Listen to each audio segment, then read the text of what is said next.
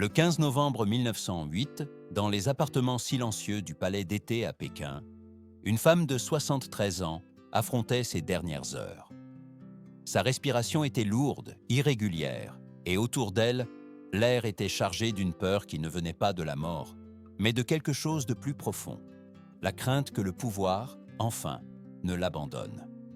Cette femme était l'impératrice douairière Cixi, la figure qui avait contrôlé le destin de la Chine pendant près d'un demi-siècle, gouvernant dans l'ombre, tandis que les empereurs passaient comme des ombres éphémères. Officiellement, sa fin fut présentée comme naturelle, la conclusion inévitable d'une vie longue et épuisante. Cependant, l'histoire accepte rarement les versions commodes. Des années plus tard, des analyses scientifiques révéleraient des traces de substances toxiques dans son organisme, insinuant que même elle, la grande architecte d'intrigue, aurait pu être victime de la même logique qu'elle avait imposée pendant des décennies. L'ironie était brutale. Une femme qui avait fait du poison politique un instrument de gouvernement semblait avoir été atteinte par son propre héritage. Mais le plus inquiétant n'était pas seulement sa mort. Un jour auparavant, le 14 novembre 1908, l'empereur Guangxu, son neveu et prisonnier pendant 10 longues années, était décédé dans des conditions tout aussi suspectes. 2 morts consécutives, 2 corps liés par le sang et par une histoire de contrôle absolu. Pour beaucoup, ce n'était pas une coïncidence, mais le dernier mouvement d'un esprit incapable de tolérer un avenir où sa volonté cesserait d'être loi. Dans la Chine impériale de la fin du XIXe siècle, le pouvoir ne résidait pas toujours en celui qui portait la couronne, mais en celui qui dominait les rituels, les silences et les peurs. Cixi l'avait compris mieux que quiconque. Depuis son lit de mort, même affaiblie, elle semblait s'accrocher à l'idée que l'ordre qu'elle avait créé ne devait pas lui survivre sans sa supervision. Gouverner, pour elle, n'avait jamais été une fonction. C'était une extension de son identité. Ce moment final fonctionne comme un miroir de toute sa vie. Une existence marquée par l'obsession du contrôle, par la conviction que céder le pouvoir équivalait à disparaître. En termes modernes, son histoire rappelle ces leaders qui refusent de quitter la scène, convaincus que sans eux, le système s'effondrera. La différence est que, dans le cas de Cixi, ce système reposait réellement sur une peur soigneusement administrée. Alors que son corps s'éteignait, l'empire qu'elle avait manipulé pendant des décennies était déjà fracturé. Famine, humiliation internationale et un peuple épuisé attendaient l'effondrement final.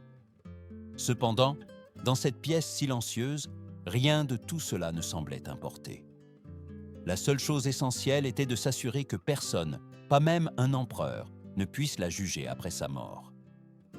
Ainsi, commença la fin de l'une des figures les plus sombres de l'histoire chinoise.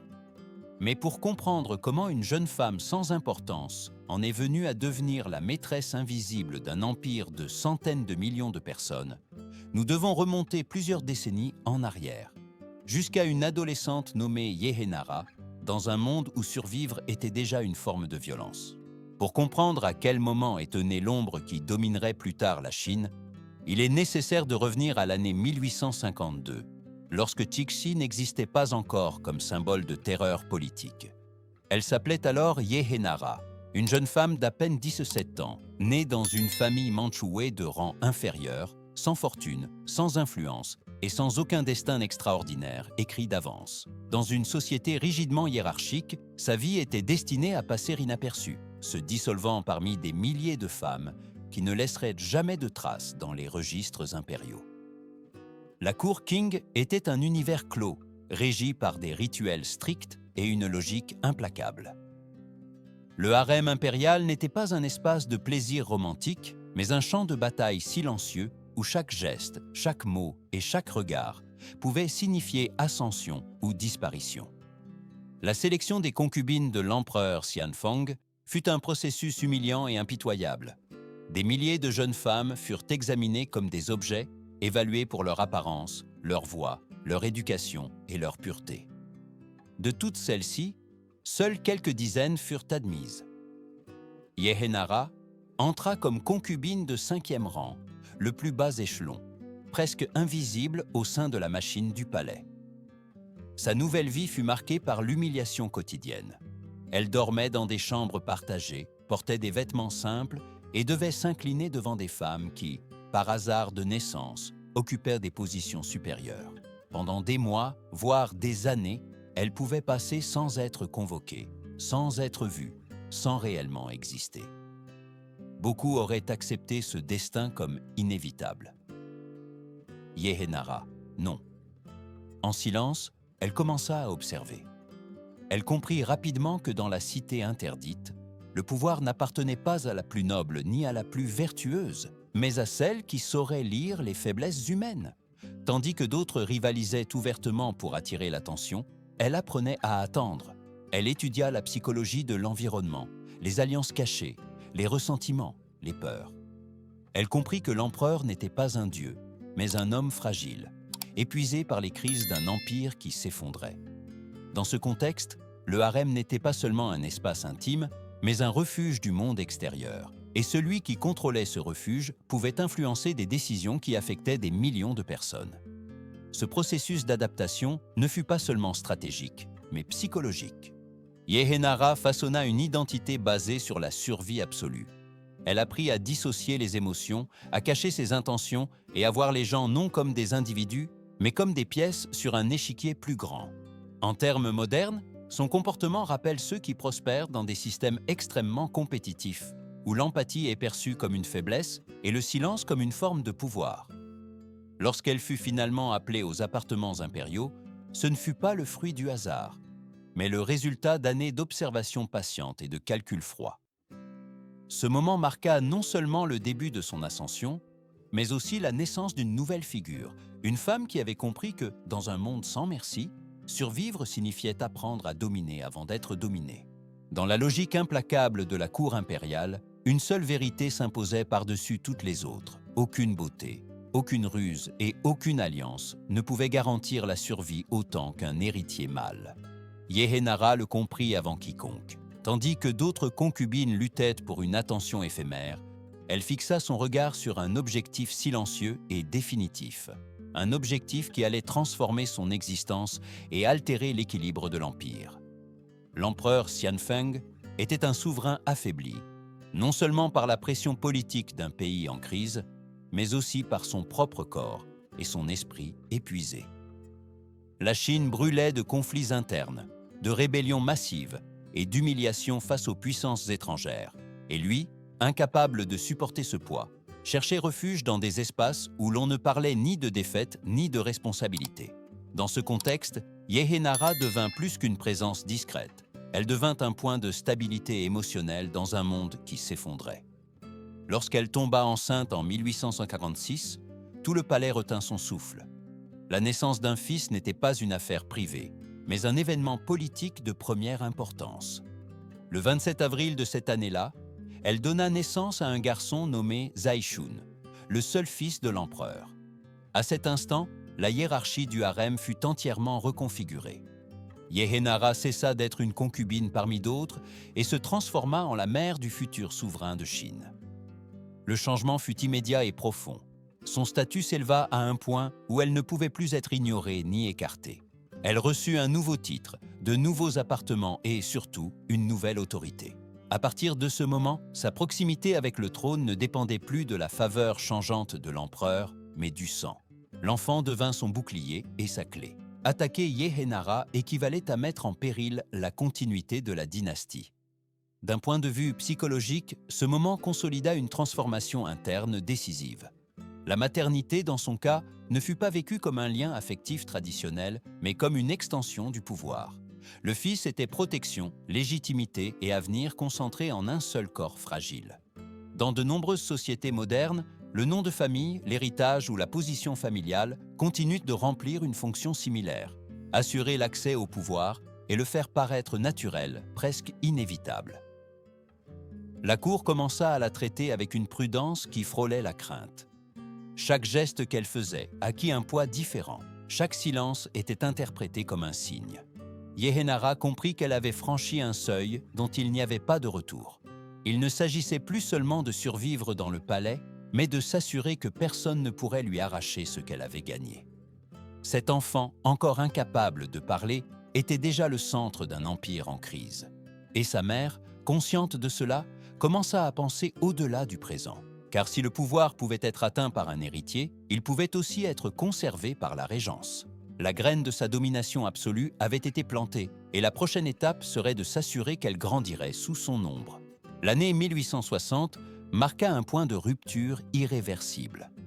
Tandis que les forces étrangères avançaient sur Pékin pendant la Seconde Guerre de l'opium, l'empereur Xianfang s'enfuit vers le nord, se réfugiant au palais d'été de Réé. Ce ne fut pas une retraite stratégique, mais une fuite chargée de peur et d'épuisement. L'empire était humilié, et l'homme qui le dirigeait n'avait plus la force physique ni mentale pour le soutenir. À ses côtés voyageait Yehenara, désormais connu sous le nom de Cixi, accompagné de son fils, l'héritier du trône. Loin de la capitale, isolé et malade, Xianfeng comprit que son temps était compté. La tradition exigeait qu'en cas de minorité de l'héritier, le pouvoir soit confié à un conseil de régents, un groupe de hauts ministres conçu pour empêcher qu'une seule personne ne concentre l'autorité. Sur le papier, c'était un système d'équilibre. En pratique, c'était une opportunité pour celui qui saurait manipuler la peur et l'urgence du moment. Durant les derniers jours de l'empereur, Cixi resta près de son chevet. Les chroniques ne détaillent pas de paroles concrètes, mais décrivent une présence constante, presque exclusive. Dans un monde régi par les rituels, l'accès intime au souverain mourant était déjà une forme de pouvoir. Tandis que les ministres débattaient des procédures, elle parlait de continuité, de protection de l'héritier et de stabilité. Elle n'offrait pas d'arguments politiques complexes, mais des certitudes émotionnelles en un temps de chaos. Le résultat fut un édit inattendu. Au lieu de confier la régence complète au conseil, Xianfeng nomma 2 femmes comme figures centrales du gouvernement, l'impératrice douairière Xian et Cixi. Les ministres furent relégués à un rôle secondaire, consultatif, dépouillés du contrôle réel. Lorsque l'empereur mourut en août 1861, le trône fut officiellement entre les mains d'un enfant de 5 ans, mais le pouvoir effectif avait déjà changé de main. La réaction ne se fit pas attendre. Pour de nombreux membres de la cour, l'idée qu'une femme gouverne l'empire contredisait l'ordre confucéen. Les conspirations commencèrent, les murmures, les plans tracés dans des salles closes. Cependant, ce qu'ils ne comprirent pas, c'est que Cixi avait déjà anticipé ce mouvement. Sa compréhension de la peur humaine était plus profonde que tout traité politique. Le coup qui suivit ne fut ni annoncé ni théâtral. Il fut silencieux, rapide et définitif. Profitant du transfert du cortège funèbre de retour à Pékin, Cixi activa des alliances qu'elle avait tissées en secret. Les figures qui menaçaient sa position furent neutralisées par des accusations formelles, des destitutions soudaines et des disparitions administratives qui, dans le langage du pouvoir impérial, équivalaient à une sentence finale. Il n'y eut pas besoin de discours public. Le message fut transmis par le vide laissé par ceux qui n'étaient plus là. Cet épisode révéla quelque chose de fondamental sur sa manière de gouverner. Cixi n'avait pas besoin de démontrer sa force constamment. Il lui suffisait de faire clairement savoir qu'elle pouvait l'exercer quand elle le voulait. En termes modernes, sa stratégie s'apparente au système où la punition n'est pas toujours visible, mais sa possibilité constante discipline tout le monde. La peur, une fois intériorisée, devient le gardien le plus efficace de l'ordre. Ainsi, sans porter de couronne ni s'asseoir sur le trône, Cixi se consolida comme la véritable souveraine de Chine. L'enfant empereur était le visage de l'empire, elle, sa volonté invisible. Et à partir de ce moment, le gouvernement ne se baserait plus sur la tradition ni sur le consensus, mais sur une seule prémisse. Le pouvoir ne se partage pas, il se conserve. Une fois sa position consolidée, Cixi n'eut pas besoin de se proclamer ouvertement souveraine. Elle comprit que le pouvoir le plus efficace n'est pas celui qui s'affiche, mais celui qui se ressent partout sans avoir besoin de se montrer. La cour impériale se transforma graduellement en un espace où l'incertitude régissait les gestes quotidiens. Personne ne savait avec certitude quelles paroles pouvaient être entendues, quel silence pouvait être interprété comme de la déloyauté ou quel regard était observé derrière les murs. Le cœur de ce système fut un réseau de surveillance aussi discret qu'omniprésent. Fonctionnaires, serviteurs et messagers évoluaient dans une logique où informer était une forme de survie. Il ne s'agissait pas d'un appareil visible, mais d'une culture de la méfiance. Chaque individu comprenait que sa sécurité dépendait d'anticiper les désirs de l'impératrice douairière même lorsque ceux-ci n'avaient pas été exprimés. Ainsi, l'autocensure remplaça l'obéissance forcée. Les décisions n'étaient pas toujours annoncées par des édits formels. Souvent, une fonction était retirée sans explication, une carrière prometteuse s'arrêtait soudainement, ou un nom cessait d'apparaître dans les registres officiels. Dans la logique impériale, disparaître des documents était une forme de mort symbolique. Le message était clair, la faveur était fragile, et la chute pouvait être silencieuse. Ce type de contrôle ne nécessitait pas de punition visible. La seule possibilité constante de tout perdre suffisait. D'un point de vue psychologique, ce modèle de gouvernement engendra une atmosphère d'anxiété permanente. Les ministres ne rivalisaient pas entre eux par des idées, mais par des signes de loyauté. La créativité politique s'éteignit lentement, remplacée par une obéissance rigide et défensive. En termes contemporains, cela rappelle des organisations où la peur de l'erreur paralyse toute tentative de changement, produisant des systèmes apparemment stables, mais profondément fragiles. Cixi observait ce processus à distance. Elle n'avait pas besoin d'intervenir dans chaque conflit, car le système fonctionnait déjà par lui-même. La peur avait été intériorisée. Chaque fonctionnaire devenait son propre gardien, ajustant sa conduite pour éviter les soupçons. Dans cet environnement, l'impératrice douairière ne gouvernait pas seulement des personnes, mais aussi des émotions, insécurité, dépendance et attente. Au fil des ans, ce climat eut des conséquences dévastatrices pour l'Empire. Les crises étaient en cachette au lieu d'être résolues, les problèmes maquillés avant d'atteindre le sommet et les avertissements réels dilués dans des rapports complaisants. Cependant, selon la logique de Cixi, l'objectif n'était pas de sauver la Chine, mais de préserver le contrôle. Et en ce sens, le système fonctionnait à la perfection. Le pouvoir absolu avait trouvé sa forme idéale, une présence invisible qui n'avait pas besoin de s'imposer en criant, car tout le monde murmurait déjà. Dans ce silence collectif, Cixi s'assura que personne n'oublie une vérité essentielle de son règne. Dans son empire, la peur était plus efficace que n'importe quelle loi écrite. À mesure que les années passaient et que la domination de Cixi devenait incontestable, l'exercice du pouvoir commença à se déplacer des espaces publics vers des sphères de plus en plus privées. Là, loin des édits et des cérémonies, le contrôle prenait une forme différente, plus silencieuse et plus profonde. Il ne s'agissait pas seulement de gouverner un empire, mais de dominer chaque relation humaine qui gravitait autour d'elle. Les sources historiques parlent de rituels nocturnes, de protocoles réservés et d'un cercle intime soigneusement sélectionné. Sans entrer dans des descriptions explicites, ce qui ressort de ces témoignages est une constante, la nécessité d'affirmer son autorité même dans les espaces où, en théorie, le pouvoir devrait se dissoudre. Pour Cixi, il n'existait pas de frontière claire entre le politique et le personnel. Tout était une extension de sa volonté. D'un point de vue psychologique, ce comportement reflète une transformation typique des régimes de contrôle absolu. Quand il n'y a plus d'opposition externe, la menace se déplace vers l'intérieur. L'intimité cesse d'être un refuge et devient une scène. Les personnes proches ne sont plus des confidents, mais des instruments. La confiance est remplacée par la dépendance et l'affection par l'obéissance ritualisée. Ce schéma n'est pas exclusif à la Chine impériale. Dans des contextes modernes, on l'observe chez des leaders qui, après avoir éliminé tout contrepoids institutionnel, commencent à réorganiser leur environnement immédiat pour éviter la moindre fissure. La loyauté cesse d'être mesurée par les résultats et est évaluée par la soumission émotionnelle. Le contrôle du corps, du temps et du silence d'autrui devient une forme extrême de réaffirmation de soi. Dans le cas de Cixi, les espaces privés du palais fonctionnaient comme un microcosme de l'Empire. Les règles n'étaient pas toujours écrites, mais elles étaient comprises par tous. La proximité du pouvoir pouvait offrir protection et privilèges, mais elle impliquait aussi une vulnérabilité absolue. Il suffisait d'une interprétation erronée, d'une émotion mal contenue pour que cette proximité se transforme en risque. Avec le temps, cette dynamique alimenta une obsession croissante. Le contrôle ne répondait plus à des menaces réelles, mais à la peur constante de perdre ce qui avait été accumulé.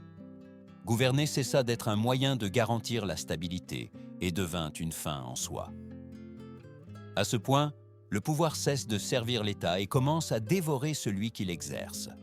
Ainsi, l'intimité, qui pour d'autres aurait pu signifier repos ou humanité, se transforma en un autre territoire conquis. Un espace où l'impératrice douairière réaffirmait, nuit après nuit, que rien ni personne n'existait hors de sa portée. Et pourtant, dans cette obsession de tout dominer, commençaient à se former les fissures qui, tôt ou tard, mettraient à l'épreuve la solidité de son règne. Lorsque le jeune empereur Tongji atteignit sa majorité, la logique de l'Empire exigea un changement. Selon la tradition, la régence devait prendre fin et le pouvoir revenir, du moins formellement, aux mains du souverain adulte. Pour la plupart des cours, ce moment représentait une transition délicate mais nécessaire. Pour Cixi, en revanche, c'était une menace existentielle. Elle avait passé plus d'une décennie à gouverner sans opposition réelle et l'idée de céder le contrôle lui semblait non seulement dangereuse, mais inconcevable. Tongji avait grandi dans son ombre.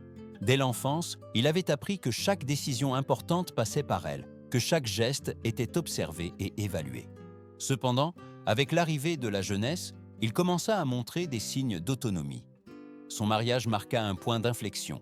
Le choix de son épouse, une jeune femme discrète et sans ambition politique, avait été conçu pour ne pas défier l'autorité de l'impératrice douairière.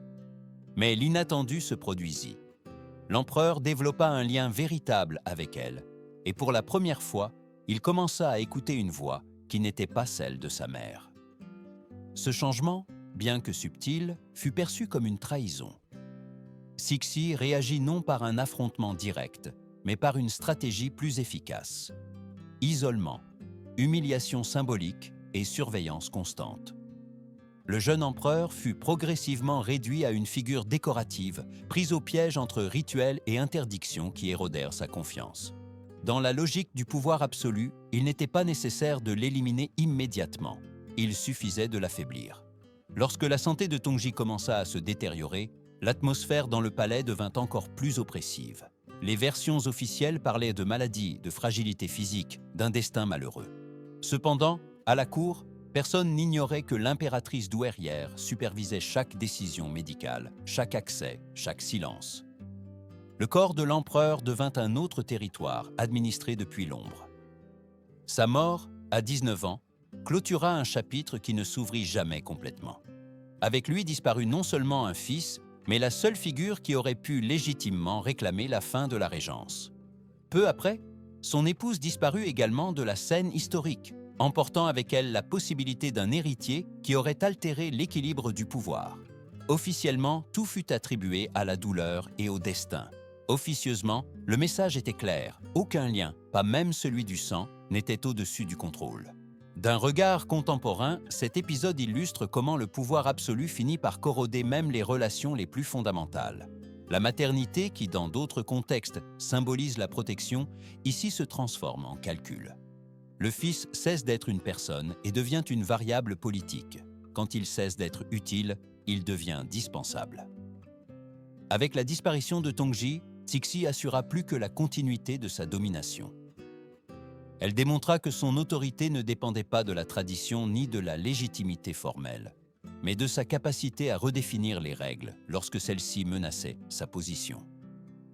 Le trône restait debout, l'empire continuait d'exister, mais le message était sans équivoque. Le pouvoir ne se transmet pas par héritage, il se retient. Après la mort de Tongji, l'ordre dynastique fut suspendu dans une ambiguïté dangereuse. Selon les règles traditionnelles, la succession devait suivre une ligne claire, mais Cixi décida de l'ignorer.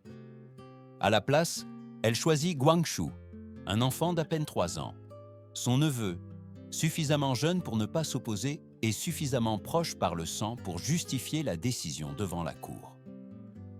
Le message était sans équivoque. Le trône continuerait d'exister, mais la volonté derrière lui resterait la même. Guangxu grandit séparé de sa famille, éduqué dans un environnement où chaque mot était mesuré et chaque geste surveillé. Dès son plus jeune âge, il apprit que son rôle n'était pas de gouverner, mais de représenter. Pendant des années, l'Empire vécut sous une apparence de continuité, tandis qu'en arrière-plan, des tensions impossibles à ignorer s'accumulaient. Les défaites face aux puissances étrangères, la pression économique et le discrédit international érodèrent l'autorité de la dynastie Qing. Lorsque Guangxu atteignit l'âge adulte, quelque chose changea. Influencé par des intellectuels réformistes et par la preuve que la Chine prenait du retard face au monde moderne, le jeune empereur tenta de faire l'impensable, gouverner réellement. En 1898, il lança un ambitieux programme de modernisation connu sous le nom de « Réforme des 100 jours ». Des universités modernes, une réorganisation administrative, une limitation du pouvoir traditionnel et une ouverture contrôlée à la connaissance occidentale faisaient partie de sa vision. Pendant un bref instant, il sembla que l'Empire pouvait se transformer. Cependant, pour Cixi, cette réforme n'était pas un salut, mais une menace directe. Moderniser signifiait redistribuer le pouvoir, créer de nouvelles élites et, surtout, réduire son contrôle personnel. L'illusion de changement se heurta à la réalité d'un système conçu pour se préserver lui-même. La réponse fut rapide et silencieuse. Guangxu fut écarté du pouvoir sans besoin de proclamation publique. Son entourage réformiste disparut progressivement de la vie politique et l'empereur fut confiné à l'intérieur même du palais, transformé en prisonnier cérémoniel. Il ne fut pas officiellement détrôné. Il cessa simplement d'exister en tant qu'acteur politique. La réforme s'évapora aussi vite qu'elle était apparue. D'un point de vue historique, cet épisode résume le dilemme de nombreuses tentatives de changement abruptes dans des systèmes rigides. Sans une base solide et sans le contrôle réel des structures de pouvoir, même les idées les plus visionnaires restent piégées dans la résistance de l'ancien ordre. Guangxu représenta la promesse d'une Chine différente, mais sa défaite confirma que le pouvoir appartenait toujours à celui qui contrôlait la peur et les rituels, et non à celui qui rêvait de l'avenir. Ainsi, l'impératrice douairière consolida une fois de plus sa domination. L'empereur vivait, le trône restait occupé, mais la volonté qui décidait du destin de l'Empire restait celle de Cixi. La réforme avait été étouffée, et avec elle, la dernière opportunité d'une transition pacifique vers un nouveau temps. Dans les dernières années de sa vie, Cixi gouverna un empire qui ne pouvait plus se soutenir lui-même. La structure tenait encore, les rituels continuaient de se répéter avec une précision mécanique, mais sous cette surface cérémonielle, la Chine était épuisée. L'empereur Guangxu, isolé et surveillé, avait cessé d'être une menace, mais il avait aussi cessé d'être un espoir. Son existence se réduisait à celle d'un symbole inconfortable, un rappel silencieux d'une réforme qui n'avait jamais vu le jour. En novembre 1908, ce symbole disparut. La mort soudaine de Guangxu, entourée de soupçons et de silences officiels, clôtura définitivement toute possibilité de règlement de compte. Pour Cixi, ce fut le dernier acte de contrôle. S'assurer que personne ne pourrait parler après son départ était aussi important que d'avoir gouverné de son vivant. Le lendemain, elle mourut à son tour, laissant derrière elle un vide de pouvoir qui ne pouvait plus être comblé par des intrigues ou des décrets. Avant de partir, elle désigna un nouvel empereur, un enfant d'à peine 2 ans. Le choix était cohérent avec toute sa trajectoire, un souverain trop jeune pour gouverner, trop faible pour remettre en question, idéal pour maintenir la fiction de la continuité. Cependant, cette fois, le temps ne jouait plus en sa faveur. L'Empire était fracturé au-delà de toute manœuvre palatiale. 3 ans plus tard, en 1911, la dynastie Qing s'effondra. 2000 ans de système impérial prirent fin en quelques mois. Les révoltes, la pression sociale et l'humiliation accumulée firent ce qu'aucune conspiration interne n'avait réussi. Le monde que Cixi avait contrôlé pendant 47 ans s'écroula sans elle, démontrant que la peur peut soutenir un régime, mais pas le sauver. Sa tombe, construite avec un luxe démesuré, fut profanée des années plus tard pendant le chaos des guerres civiles. Joyaux arrachés, symboles de pouvoir dispersés, restent traités sans révérence. Le destin final de son corps contrastait brutalement avec la vie d'excès qu'elle avait menée. Même dans la mort, elle ne trouva pas la stabilité qu'elle avait refusée à tant d'autres. L'histoire officielle tenta pendant des décennies d'adoucir son image, de la présenter comme une figure complexe, voire comme une réformatrice tardive. Mais avec le temps, les archives s'ouvrirent, les analyses s'approfondirent, et le récit devint plus clair. Cixi ne fut pas seulement le produit d'un système cruel, Elle fut l'une de ses expressions les plus extrêmes. Une femme qui comprit le pouvoir comme une domination totale et l'exerça sans accepter de limites morales. Son héritage n'est pas celui d'une grande dirigeante, mais celui d'un avertissement. Lorsque le pouvoir se concentre sans contrôle, lorsque la survie personnelle devient le seul objectif, même un empire entier peut se transformer en un instrument jetable. Se souvenir de son histoire n'est pas un acte de morbidité, mais de mémoire. Car oublier comment un monde gouverné par la peur s'est effondré est le premier pas pour permettre qu'il ressurgisse sous de nouvelles formes.